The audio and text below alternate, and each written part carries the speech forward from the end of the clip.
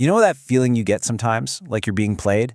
That a huge news story seems almost perfectly designed to make you feel angry or scared? Well, today, we're pulling back the curtain and decoding the playbook of psychological operations, or PSYOPs. We're going to give you the actual tools to spot public manipulation, and we'll use the government's recent, very weird chatter about UFOs as our case study. I mean, think about it. For decades, the official line has been denial, ridicule, total silence. And now, all of a sudden, we've got congressional hearings and officials openly talking about UAPs, unidentified aerial phenomena. This isn't just a tiny change in policy, it's a complete 180. So the real question is, why now? What exactly are we all being prepped for? This official reversal is a massive anomaly, right? It's a signal that something big is happening behind the scenes. So let's dig in and explore the real motives that could be behind this incredible shift in the narrative. Okay, let's start with a foundational idea from our source material. Governments do not just share secrets for the fun of it. When they start pushing a story that they have actively suppressed for years, you can bet it's almost always to serve some kind of larger, hidden agenda. So if we run with the idea that this is a deliberate strategy, what could that agenda possibly be? Well, if you look at historical patterns, there are really three main reasons a government might push a narrative just like this one. Let's break them down. First up is the oldest trick in the book, the classic distraction. Whenever you have major economic instability, political chaos, or a big scandal that's about to hit the fan, a wild, sensational story is the perfect magic trick to get everyone looking over there instead. I mean, think back to 2020. The Pentagon releases official UFO footage right in the thick of a global pandemic and all kinds of chaos. Coincidence? Maybe. Or maybe it was just a really, really convenient distraction. The second reason is all about using fear as a tool for unity and, well, for control. See, nothing brings people together like a common enemy. If you introduce a big enough threat, and you can imagine the air quotes around that word, people are way more likely to trust their leaders, rally around the flag, and even give up their personal freedoms for what they think is safety. It's the exact same playbook from the Cold War's Red Scare or the War on Terror after 9/11. And the third motive? It's as simple as testing the waters. Governments have to know how the public is going to react to truly radical new information. So by slowly, carefully introducing the idea of UFOs through hearings and declassified docs, they can check the public's temperature. It's like a slow drip of information designed to get us used to the idea so they can ramp up the narrative later without causing a total meltdown. And look, these strategies aren't new. Not by a long shot. History is absolutely filled with examples. You've got Operation Northwoods, a declassified plan to stage fake attacks to create a reason for war.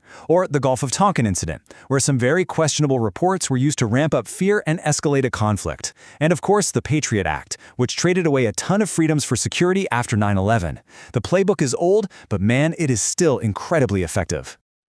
You see, what this all boils down to so often is this classic trade-off. Freedom versus security. It's such a powerful way to frame an issue. Just take the word communism or terrorism and swap it out with UFOs, and suddenly you start to see a very, very familiar pattern emerge. The question is always presented as a choice, and it's a choice that often ends with more government control. Okay, so we've covered the why. Now let's get into the how. How do these psychological operations actually get into our heads? Well, they're so effective because they don't target your rational, logical mind. Nope, they target the ancient, hardwired parts of your brain. They weaponize your own psychology against you. Our source material lays out a really simple framework for this called the FATE model. First, they grab your focus with shocking headlines and breaking news alerts. Then they use authority. They'll cite experts or official studies to make the whole thing seem legit.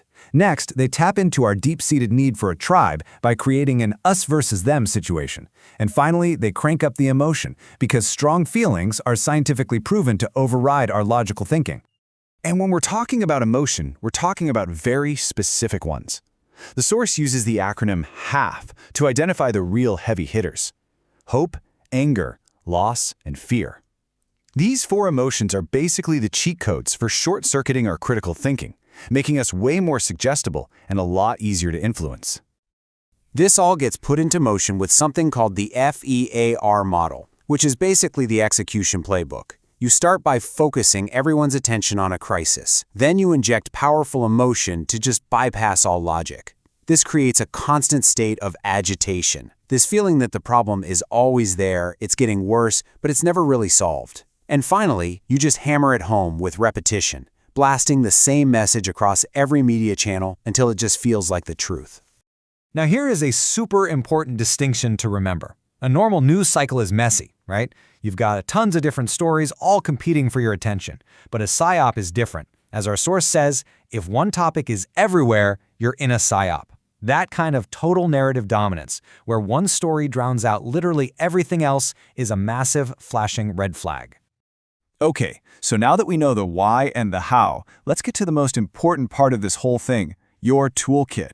How can you, personally, spot this kind of manipulation out in the wild? This is your practical guide to becoming your own BS detector. Here is your 6-step checklist. First, always analyze the source and question the timing. Who wins from this, and why is it happening right now? Then, follow the narrative. Are you seeing the same exact copy-pasted phrases on different channels? Check for those big emotional triggers. And finally, zoom out and look at the big picture. Is the coverage completely dominating the news? And do you ever see any real follow-ups? Or does the story just kind of vanish once its job is done? Now, if those 6 steps are a bit much, just burn these 3 questions into your brain. Think of it as a mental shortcut. Who benefits? What's the actual evidence? And why now? Seriously, just asking these 3 questions can help you cut through almost any noise.